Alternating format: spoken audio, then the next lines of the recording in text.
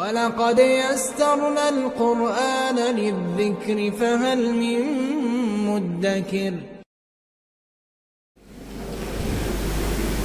معزز سامعین کرام، 1444 ہجری کے ماہ ربیع الاول کا پہلا جمعہ ہے۔ ربیع الاول اسلامی اور قمری سال کا تیسرا مہینہ ہے۔ اگرچہ یہ مہینہ 4 حرمت والے مہینوں میں سے نہیں ہے،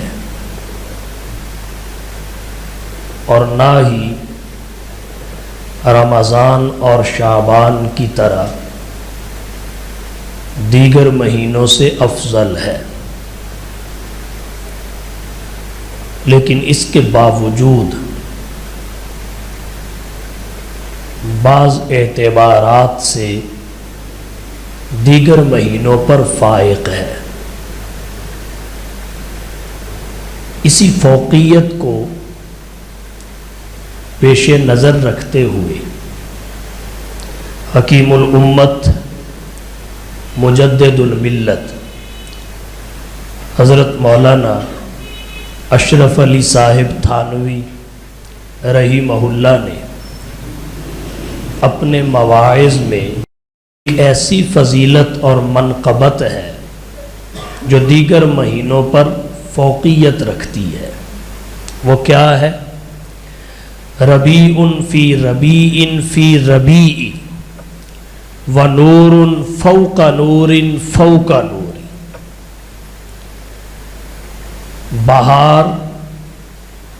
بہار میں اور دونوں پھر بہار میں، نور پر نور، ان کے اوپر پھر نور، یعنی دنیائے انسانیت نے مصطفیٰ کی آمد کے وقت ماہ ربیع الاول میں پہلی دفعہ 3 بہاروں کو اکٹھا دیکھا اور 3 انوارات کو باہم بغل گیر ہوتے پایا۔ سوال یہ ہے، 3 بہاریں کون سی ہیں اور 3 نوروں سے کون سے 3 نور مراد ہیں؟ جہاں تک 3 بہاروں کی بات ہے، ایک بہار تو ولادت مصطفیٰ کی تھی۔ حضور صلی اللہ علیہ وسلم کی آمد انسانی کائنات کی سب سے بڑی بہار ہے۔ روحانیت پر جو خزاں چھائی ہوئی تھی، حضور اس میں بہار بن کر آئے۔ دوسری بہار موسم کی تھی۔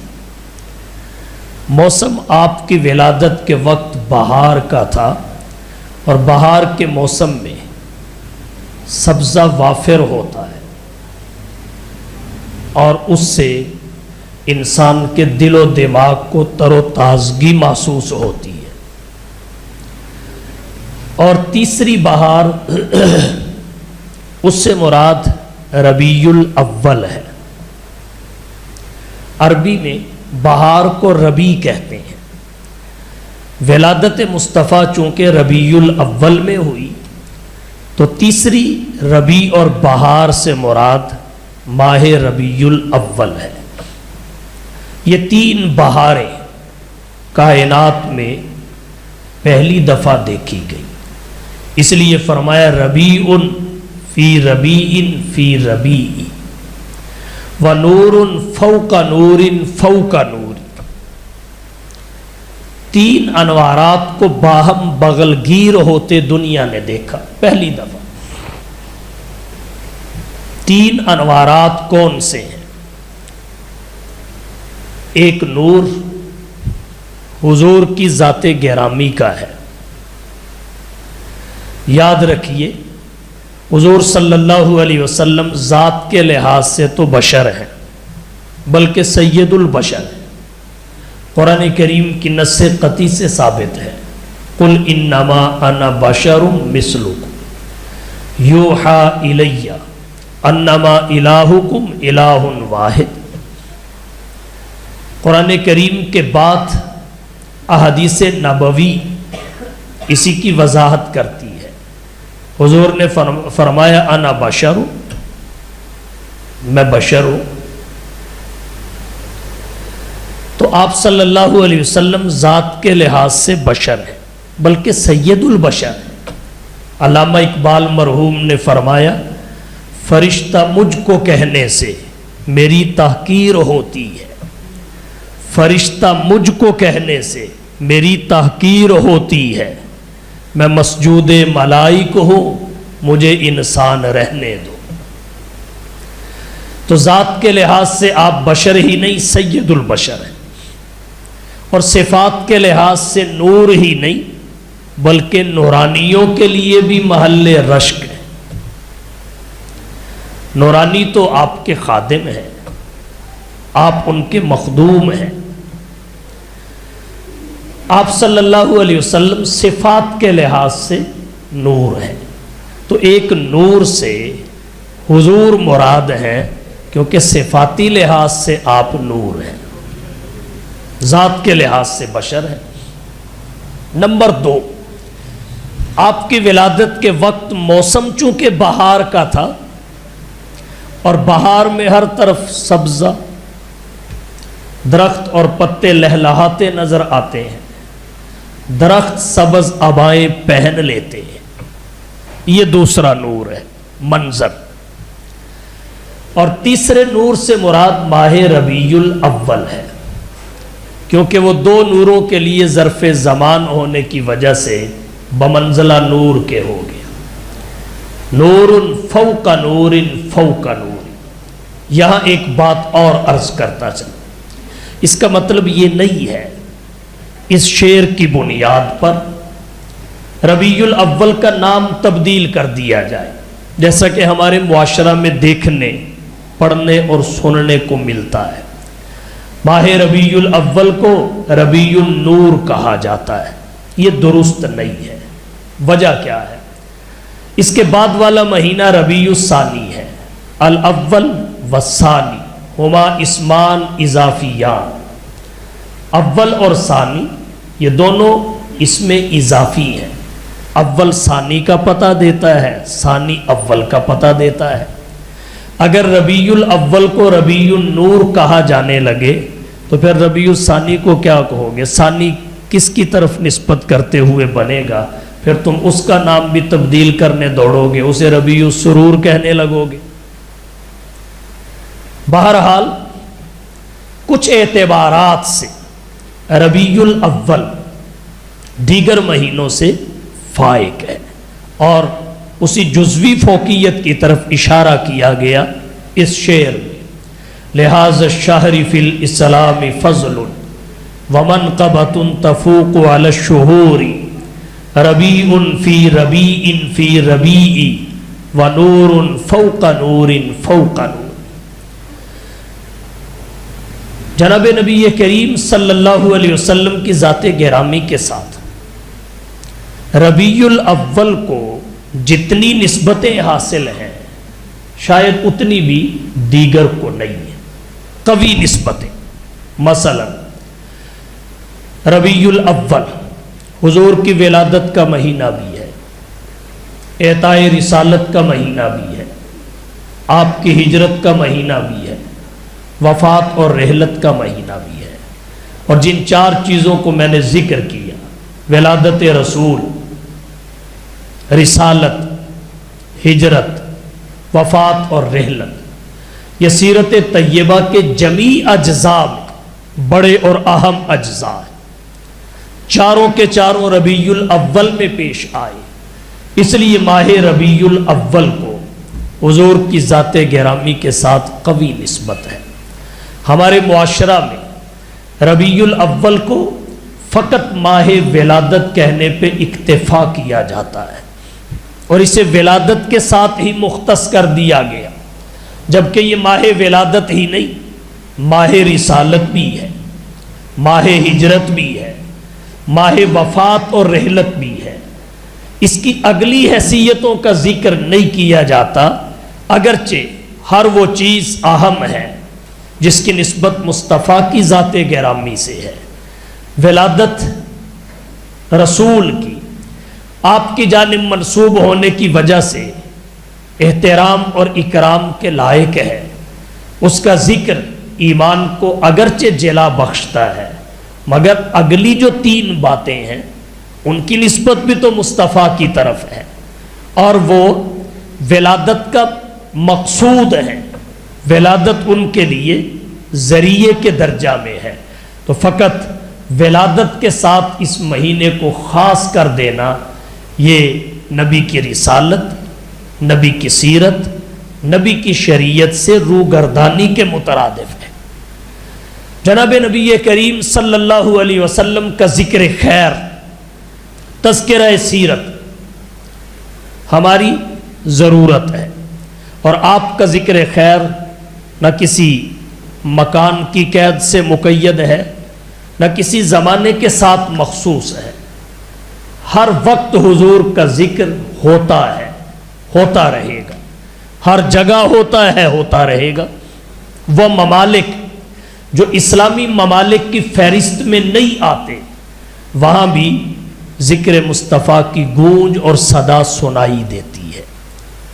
سدا بہار ہے، دائمی ہے۔ وَرَفَعْنَا لَكَ ذِكْرَكَ اللہ نے قرآن میں نازل فرمایا ہے۔ البتہ ربیع الاول میں ذکر مصطفیٰ کی رفتار اور مقدار دونوں میں اضافہ ہو جاتا ہے، اس مناسبت کی وجہ سے کہ ربیع الاول کو حضور سے بڑی نسبتیں حاصل ہیں۔ ماہ ولادت بھی ہے، ماہ رسالت بھی ہے، ماہ ہجرت بھی ہے، ماہ وفات اور رحلت بھی ہے۔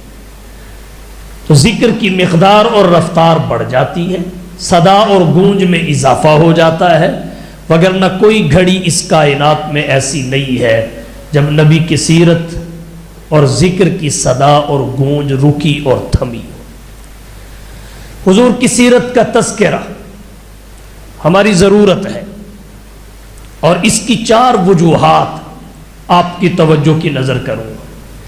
پہلی وجہ تو یہ ہے، ہمارا حضور کے ساتھ جو رشتہ ہے، نبی اور امتی کا رشتہ، وہ روحانی رشتہ ہے اور جسمانی رشتوں سے زیادہ طاقتور ہے۔ صحابہ کرام نے اس روحانی رشتے پر اپنے بہت سارے جسمانی رشتوں کو قربان کیا ہے۔ بیٹے نے والد کو چھوڑ دیا، والد نے اولاد کو چھوڑ دیا، ماں نے بیٹے کو چھوڑ دیا، بیٹے نے ماں کو چھوڑ دیا، لیکن نبی کے دامن رحمت سے جدا نہیں ہوا۔ اس روحانی رشتہ پر جسمانی رشتے قربان ہوتے آئے ہیں، اس لیے اللہ نے فرمایا النبی اولا بالمؤمنین من انفسہم وازواجہ امہاتہ۔ اہل ایمان کی جانوں پر نبی ان سے بھی زیادہ حق رکھتے ہیں۔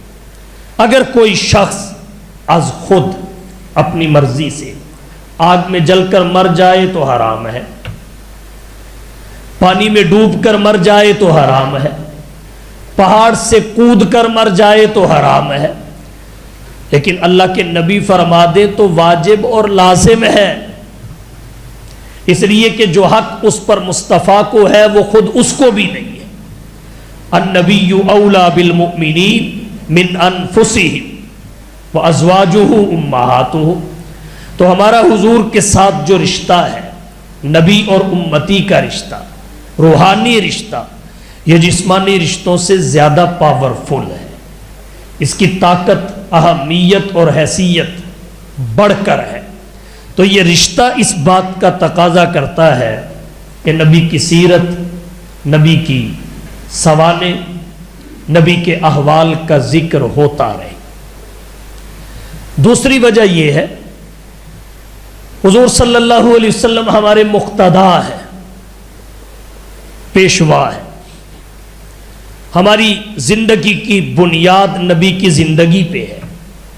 ہمارے سیرت و کردار کی بنیاد نبی کی سیرت و کردار پہ ہے.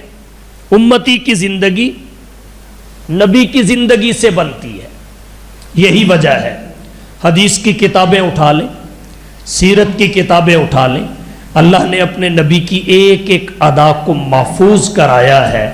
نبی کے اعتقادات, عبادات, اخلاقیات, معاملات, معیشت, معاشرت, طرز سیاست, اصول تجارت, طرز حکمرانی, انداز جہاں بانی, نبی کا ناخن کاٹنے کا طریقہ, کنگھی کرنے کا طریقہ, سرما ڈالنے کا طریقہ, سونے کا طریقہ, اٹھنے کا طریقہ, بیت الخلاء میں جانے کا طریقہ, بیت الخلاء سے آنے کا طریقہ, جوتا پہننے کا طریقہ, جوتا اتارنے کا طریقہ, کپڑے پہننے کا طریقہ, لباس اتارنے کا طریقہ, اللہ کے نبی صلی اللہ علیہ وسلم کی گفتگو کا طریقہ, اللہ کے نبی کے لب و لہجہ کی حفاظت. الغرض ایک ایک چیز کی حفاظت اس لیے ہوئی ہے کہ لقد کان لکم فی رسول اللہ اسوۃ حسنہ. حضور صلی اللہ علیہ وسلم کی زندگی پر امت کی زندگی کا مدار ہے. ہماری زندگی کی بنیاد نبی کی زندگی پر ہے. اس لیے بھی آپ کی سیرت کا تذکرہ آپ کی امت کی ضرورت ہے. ذکر سیرت ہمارے لیے ضروری ہے. اور پھر حضور مقتدا بھی ہیں, اور تیسری وجہ یہ ہے ایسے مقتدا کہ آپ کے بعد کوئی مقتدا امت کا نہیں ہے, سب مصطفیٰ کے مقتدی ہیں. حضور صلی اللہ علیہ وسلم آخری نبی ہیں. اس کو آپ یوں کہہ لیجئے, ہدایت کے لیے, جنت کے لیے, نجات کے لیے آپ لاسٹ آپشن ہیں. آپ کے بعد کوئی آپشن نہیں ہے. 3 مسجدیں آپ کے قریب ہوں, تینوں میں عید کی نماز ہونا ہو, ایک جگہ وقت 7 بجے کا ہو, دوسری جگہ 8 بجے کا ہو, تیسری جگہ 9 بجے کا ہو, تو پہلی 7 بجے والی نماز کو اس لیے چھوڑ دیتے ہیں کہ سیکنڈ آپشن ہے, 8 بجے والی مسجد میں جا کے پڑھ لیں. اس میں بھی بعض لوگ تاخیر کا شکار ہو جاتے ہیں, تیاری میں دیر لگا دیتے ہیں کہ لاسٹ آپشن ہے, 9 بجے فلانی مسجد میں ہوگی, وہاں جا کے پڑھ لیں گے. لیکن اگر 9 بجے کے بعد کسی مسجد میں عید کی نماز نہ ہوتی ہو تو پھر جو پڑھنا چاہتا ہے وہ اس کو نہیں چھوڑے گا. اگر اس سے رہ گیا تو پھر عید سے رہ گیا. بالکل اسی طرح ہدایت کے لیے حضور لاسٹ آپشن ہے, نجات کے لیے, جنت کے لیے. نوح پہلے تھے, موسیٰ و عیسیٰ پہلے تھے, شعیب اور دانیال پہلے تھے, انبیاء پہلے تھے, حضور سب سے آخر میں ہے. آپ کے بعد قیامت تو آئے گی, نبی کوئی پیدا نہ ہوگا. حضور صلی اللہ علیہ وسلم نے فرمایا بعثت انا والساعۃ کہاتین, مجھے اور قیامت کو ان 2 انگلیوں کی طرح بھیجا گیا. جس طرح ان 2 انگلیوں کے درمیان تیسری انگلی کوئی نہیں, میرے اور قیامت کے درمیان اور نبی کوئی نہیں. اور پھر ان انگلیوں کے اسماء اور نام متعین ہیں. اسے عربی میں سبابہ کہتے ہیں, اسے عربی میں وسطیٰ کہتے ہیں. اب اگر کوئی شخص تیسری کھڑی کر کے 2 کے درمیان تیسری انگلی دکھائے تو اللہ کے نبی نے یہ جو بات کہی, ان 2 انگلیوں کو کھڑا کر کے سبابہ اور وسطیٰ کو, اس نے اسی مکان کو ہی ختم کر دیا. جیسے سبابہ اور وسطیٰ متعین انگلیوں کے درمیان اور انگلی نہیں ہے, ہاتھ میں اور بھی ہے, اسی طرح مصطفیٰ اور قیامت کے درمیان نیا نبی نہیں ہے, کائنات میں نبی اور بھی تھے لیکن اس مقام پہ نفی ہے. حضور کے آ جانے کے بعد قیامت کے قیام سے پہلے اللہ نے کسی کو نبوت عطا نہیں کی, کسی نبی کو پیدا نہیں کیا. اس لیے ہدایت کے لیے, جنت کے لیے, کامیابی کے لیے لاسٹ آپشن حضور کی ذات گرامی ہے. آپ پر ایمان لانے میں تاخیر نہیں ہونی چاہیے. یہی وجہ ہے سلمان فارسی کہاں سے چلے, علماء یہود و نصارہ کب سے منتظر تھے, انہیں پتا تھا یہ لاسٹ آپشن ہے، اسے ہی قرآن میں کہا گیا ما کان محمد ابا احد من رجالکم ولکن رسول اللہ و خاتم النبیین۔ اللہ تعالیٰ نے حضور کی نبوت کو دوام عطا کیا، اس دوام نبوت کو ہی ختم نبوت کہتے ہیں۔ آپ کی نبوت پر نبوت کی تکمیل فرمائی، اس تکمیل نبوت کو ہی ختم نبوت کہتے ہیں۔ اب جو آپ پر ایمان لے آیا وہ بچ گیا، اور جو آپ پر ایمان لانے سے پہلے چلا گیا وہ مر گیا۔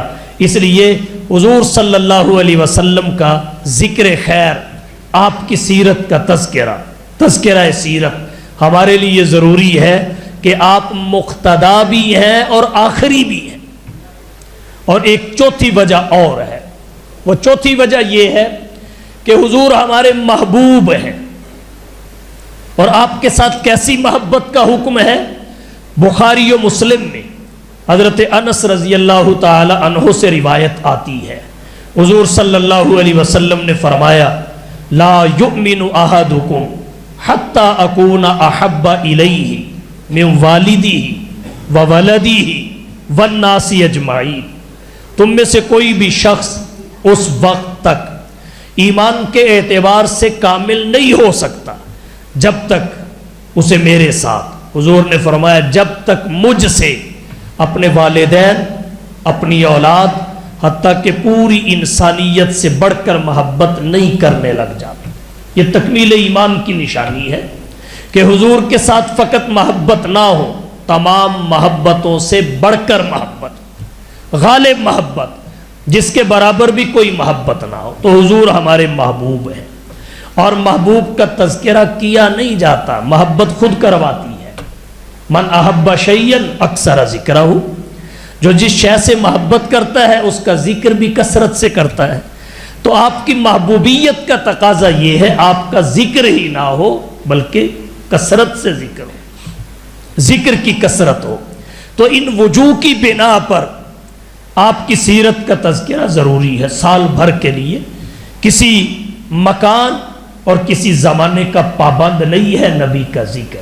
البتہ اس میں تیزی ضرور آتی ہے ربیع الاول میں، اس کی وجوہات میں ذکر کر چکا ہوں، اس لیے کہ اس مہینے کی حضور کے ساتھ نسبتیں زیادہ ہیں۔ یہ آپ کی ولادت کا مہینہ بھی ہے، اعطاء رسالت کا مہینہ بھی ہے، یہ آپ کی ہجرت کا مہینہ بھی ہے، آپ کی وفات کا مہینہ بھی ہے، اور یہ چاروں پہلو سیرت کے اہم پہلو ہیں۔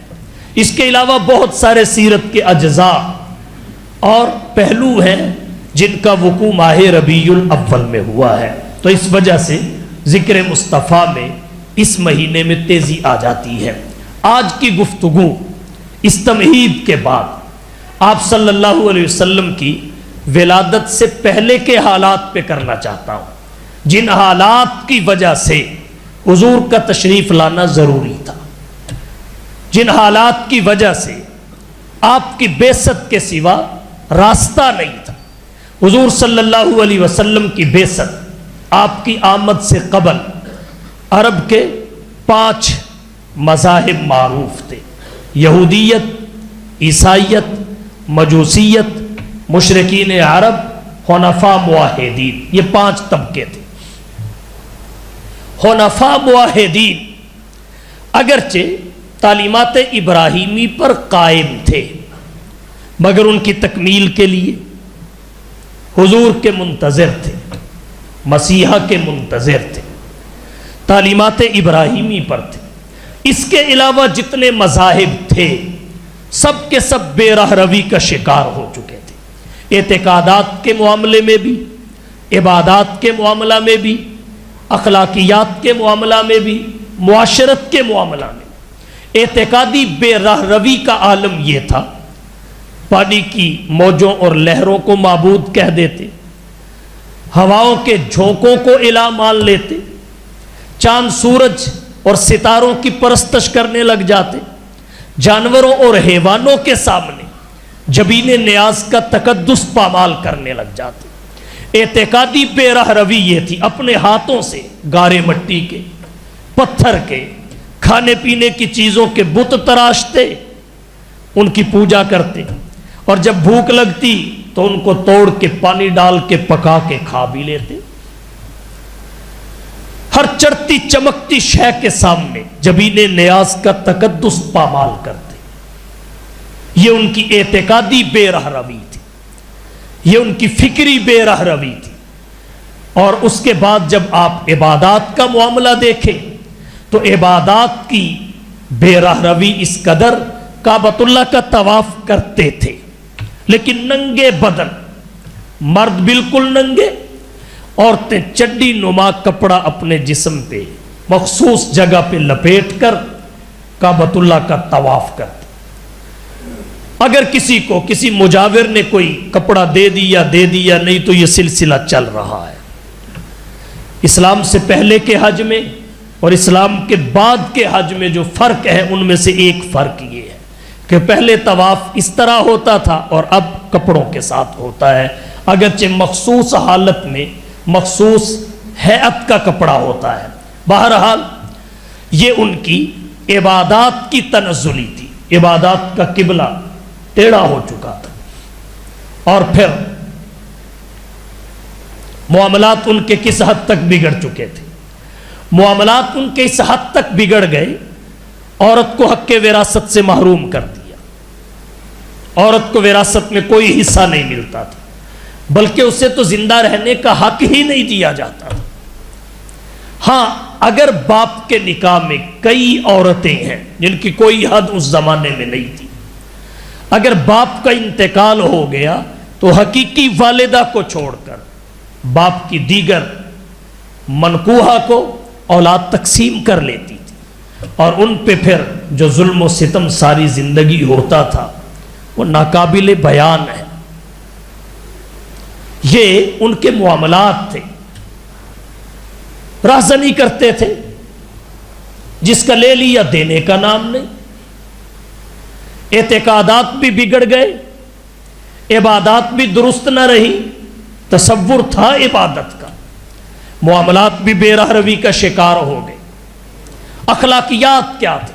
اہل عرب میں کچھ صفات حسنہ بھی تھی, ان کی قومی صفات, ان کے قومی اخلاق. وعدہ پورا کرتے تھے, فیاض اور سخی تھے, مہمان نواز تھے, بہادر اور دلیر تھے.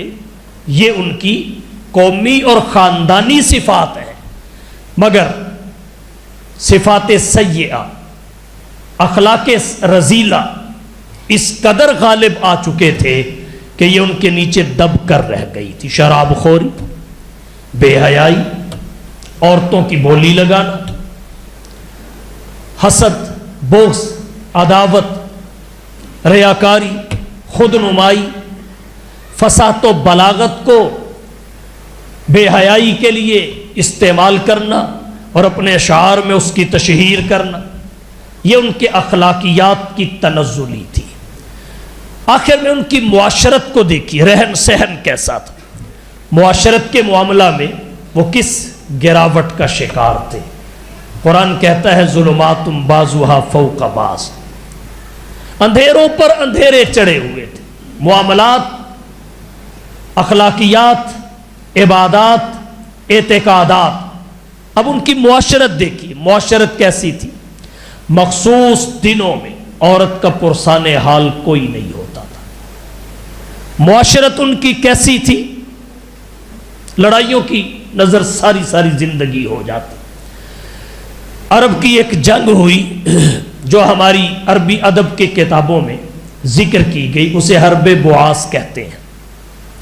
120 سال تک یہ جنگ جاری رہی. اس کا سبب دیکھیے, سبب کیا تھا. فقط اتنی سی بات پہ لڑائی ہوئی.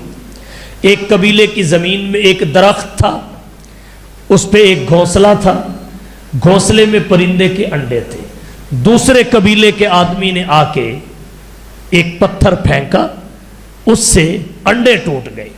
تو بس صاحب زمین اسی بات پہ غصے میں آیا, کہنے لگا میری زمین پہ تو نے یہ حرکت کر کے میری توہین کی ہے, اسے قتل کر دیا. جب اس قبیلے کا بندہ قتل ہوا, انہوں نے ان کا قتل کر دیا, انہوں نے پھر ان کا کر دیا, انہوں نے پھر ان کا کر دیا. 120 سال تک یہ جنگ جاری رہی. ایسی ان کی معاشرت. جناب نبی کریم صلی اللہ علیہ وسلم کی مدینہ تشریف آوری سے پہلے مدینہ میں انصار کے دو قبیلے تھے، ایک کو اوس کہتے ہیں، دوسرے کو خزرج کہتے ہیں۔ ان کی آپس میں لڑائی تھی اور ان کی لڑائی 7-8 نسلوں تک جاری رہی۔ 8 نسلیں اس لڑائی کی نظر ہو گئی۔ جب 8 نسلیں گزر گئیں تو دونوں جانب کے بزرگ پریشان تھے کہ کوئی صلح کا راستہ نکلے۔ آخر کب تک ہماری نسلیں اس لڑائی کی نظر ہوتی رہیں گی؟ وہ حج کے لیے مکہ مکرمہ تشریف لائے، حضور اسلام کی دعوت کی غرض سے ان کے خیموں میں گئے، آپ نے دعوت اسلام دی۔ اوس اور خزرج دونوں قبائل کے بزرگوں نے جب حضور صلی اللہ علیہ وسلم کے سراپا کو دیکھا، وہ کسی مسئلے کی تلاش میں پہلے سے تھے، کوئی آئے صلح کروا دے۔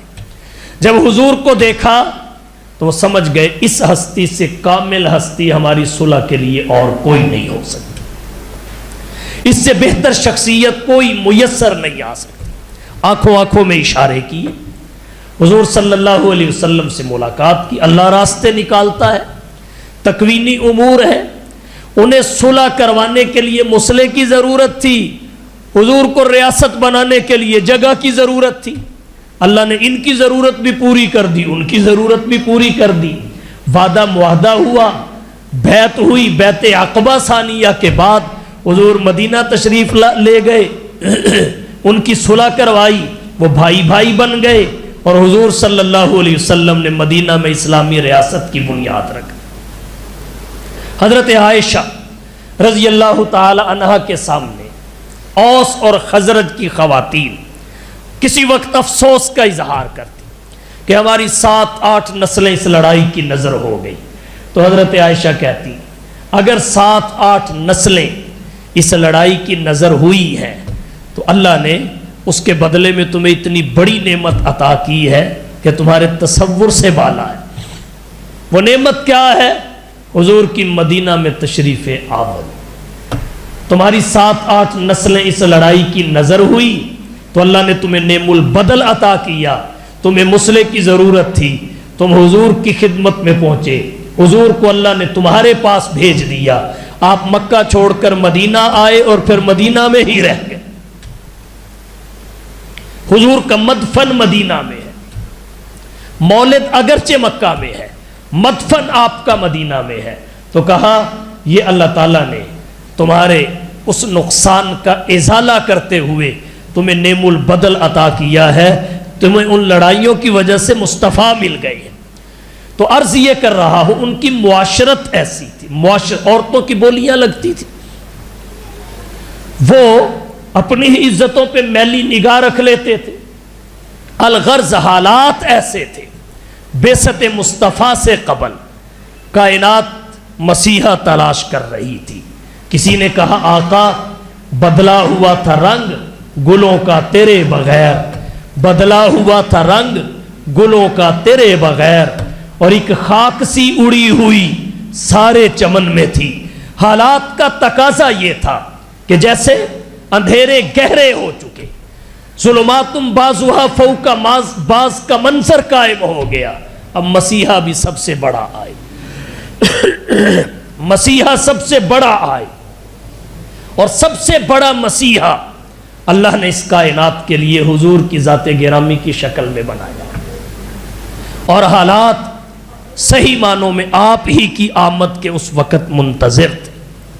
جگن ناتھ آزاد نے کہا یہ تحقیق و تجسس کا جہاں تھا آج ویرانہ، یہ تحقیق و تجسس کا جہاں تھا آج ویرانہ، افلاطوں کی خرد سقراط کی دانش تھی افسانہ، غرض دنیا میں چاروں سمت اندھیرا ہی اندھیرا تھا، نشان نور گم تھا اور ظلمت کا بسیرا تھا، کہ دنیا کے افق پر دفعتاً سیلاب نور آیا، جہان کفر و باطل میں صداقت کا ظہور آیا، حقیقت کی خبر دینے بشیر آیا نذیر آیا، شہنشاہی نے جس کے قدم چومے وہ فقیر آیا، مبارک ہو زمانے کو کہ ختم المرسلین آیا، صحاب رحم بن کر وہ رحمت للعالمین آیا۔ کائنات آپ ہی کی منتظر تھی۔ جو حالت ہو گئی تھی آپ کے علاوہ کسی سے سنورنے والی نہیں تھی۔ کسی نے کہا کچھ کفر نے فتنے پھیلائے، کچھ ظلم نے شعلے بھڑکائے، کچھ کفر نے فتنے پھیلائے، کچھ ظلم نے شعلے بھڑکائے، سینوں میں عداوت جاگ اٹھی، انسان سے انسان ٹکرائے، پامال کیا برباد کیا کمزور کو طاقت والوں نے، جب ظلم و ستم حد سے گزرے تشریف محمد لے آئے، تہذیب کی شمع روشن کی اونٹوں کے چرانے والوں نے، کانٹوں کو گلوں کی قسمت دی، ذروں کے مقدر چمکائے۔ آپ ہی حالت سنوار سکتے تھے، آپ ہی سنوار سکتے تھے، اور آپ اگر نہ آتے تو یہ دنیا جس ابتر دور سے گزر رہی ہوتی اس کی مثال نہ ملتی۔ اقبال سہیل نے کہا کتاب فطرت کے سرورق پر جو نام احمد رقم نہ ہوتا، کتاب فطرت کے سرورق پر جو نام احمد رقم نہ ہوتا، یہ نقش ہستی ابھر نہ سکتا وجود لوح و قلم نہ ہوتا، تیرے غلاموں میں بھی نمایاں جو تیرا عکس کرم نہ ہوتا، تو بارگاہ ازل سے تیرا خطاب خیر الامم نہ ہوتا، نہ روئے حق سے نقاب اٹھتا، نہ ظلمتوں کا حجاب اٹھتا، فروغ بخش نگاہ عرفاں اگر چراغ حرم نہ ہوتا۔ دنیا نے دیکھا حضور آئے تو کایا پلٹ گئی، حفیظ طائب نے کہا حضور آئے تو سر آفرینش پا گئی دنیا، حضور آئے تو سر آفرینش پا گئی دنیا، اندھیروں سے نکل کر روشنی میں آ گئی دنیا، ستے چہروں کا زنگ اترا بجھے چہروں پہ نور آیا، حضور آئے تو انسانوں کو جینے کا شعور آیا، یتیموں اور ضعیفوں کو پناہیں مل گئیں آخر، حضور آئے تو ذروں کو نگاہیں مل گئیں آخر، خیرت کی شمع افروزی جنوں کی چارہ فرمائی، زمانے کو اسی امی کے صدقے میں سمجھ آئی، ضمیر گر اس در سے نسبت نہ رکھے لوہے پیشانی، تو کشکول گدائی ہے چے درویشی چے سلطانی۔ حضور آئے کایا پلٹ دی آپ نے کائنات کی، کایا پلٹ دی، وہ نبیوں میں رحمت لقب پانے والا، امید غریبوں کی برلانے والا، مصیبت میں غریبوں کے کام آنے والا، وہ اپنے پرائے کا غم کھانے والا، ضعیفوں کا ملجا فقیروں کا ماوا، یتیموں کا والی غلاموں کا آقا، خطا کار سے درگزر کرنے والا، بد اندیش کے دل میں گھر کرنے والا، بس کیا تھا آپ کے آنے کی دیر تھی، اعتقادات کا جہاں سنور گیا، اس کی خزاں دور ہوئی، عبادات کا قبلہ درست ہوا، معاملات صحیح ڈگر پہ آ گئے، اخلاقیات جو تنزلی کا شکار تھے بلند ہو گئے، معاشرت کو حسن مل گیا، حضور کے آنے کی آپ کی بعثت کی دیر تھی، مشرک موحد بنے، صنم پرست صمد پرست بنے، باطل پرست حق پرست بنے، جو حلائے عرب مقام صحابیت پہ پہنچے، اپنی ہی عزتوں پہ میلی نگاہ رکھنے والے دوسروں کی عزتوں کے محافظ بنے، راہزن راہبر ہوئے، ذرے صحرا ہوئے، قطرے دریا ہوئے، غلام آقا ہوئے، جہالت کی جگہ علمیت، بغاوت کی جگہ اطاعت، شکاوت کی جگہ سعادت، اجنمیت کی جگہ اپنائیت، جفا کی جگہ وفا، اور اللہ کے نبی کے آنے سے خزاں کی جگہ بہار۔